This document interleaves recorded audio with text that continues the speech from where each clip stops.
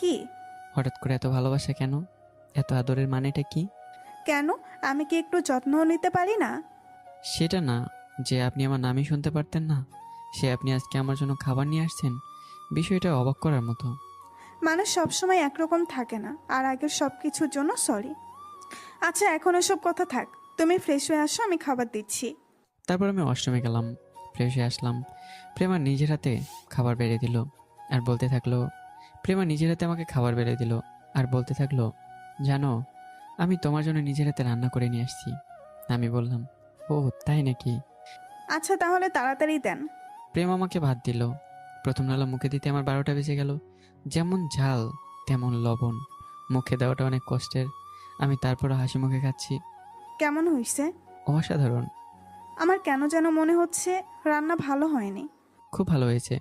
দেখি, আমি একটু খেয়ে দেখি। আমার জন্য এনেছেন, আমি খাই। না, আমিও একটু খেয়ে দেখি। প্রেমে এক প্রকার জোর করে খেয়ে নিল। খেয়েই চোখ মুখ লাল করে কাশতে লাগলো। আমি তাড়াতাড়ি করে পানির গ্লাসটাকে দিলাম। প্রেমা পানি খেয়ে কিছুক্ষণ দম নিল। এত বাজে খাবার, অথচ তুমি হাসি মুখে খেয়ে নিয়েছো। একটাবার বললেও না। ম্যাম, আপনি এত কষ্ট করে ভালোবেসে আমার জন্য রান্নাটা করেছেন, এটাই অনেক। এটাই আমার কাছে পৃথিবীর সবচেয়ে দামি খাবার। অভিযোগ কেন করব? প্রেমা কিছু না বলেই আমার বাঁ হাতটা ধরে কিছুক্ষণ চুপ করে নিচের দিকে তাকিয়ে রইল। বুঝতে পারলাম ওর চোখে পানি এসে গেছে। আপনি দুপুরে খেয়েছেন? সে না সূচক মাথা নাড়ালো।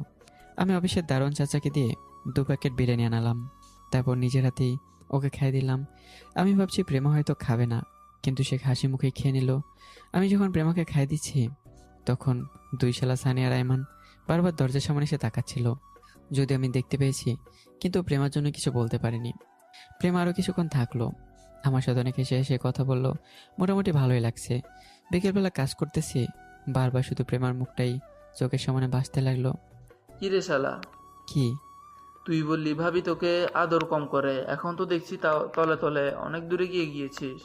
এই, আমার বউ আমাকে আদর করেছে, তাতে তোদের কি? যা, যে যার ডেস্কে গিয়ে কাজ কর, অনেক কাজ করতে হবে। এভাবে চলছে আমাদের দিনরাত কাজ। সকাল নেই, সন্ধ্যা নেই, রাত নেই, যখনই সময় পাই তখনই কাজ করতেছে। মাত্র 1 মাসে ব্যবসা আগের চেয়ে দ্বিগুণ বেড়ে গেল।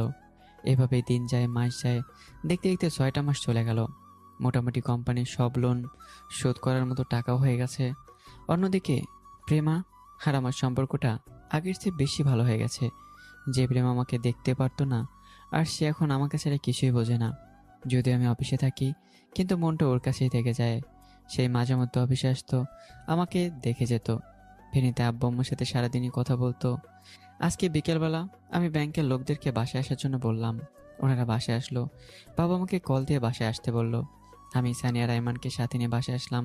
এসে দেখি ওনারা সবাই বসে আছে। আমি গিয়ে সোফায় বসলাম। ব্যাংকের একজন লোক বলল, স্যার, আপনার মনে আছে আজ থেকে 6 মাস আগে আমরা আপনাদের কোম্পানি দখল করার পদক্ষেপ নিয়েছিলাম? পরে আপনি মোট টাকার উপরে 5% কমিশন সহ সব টাকা 6 মাসের মধ্যে দিবেন বলেছিলেন। জি মনে আছে, আর সেজন্য আপনাদের এখানে নিয়ে আসছি। আমি ব্যাগ থেকে ব্যাংকের একটা চেক বের করলাম।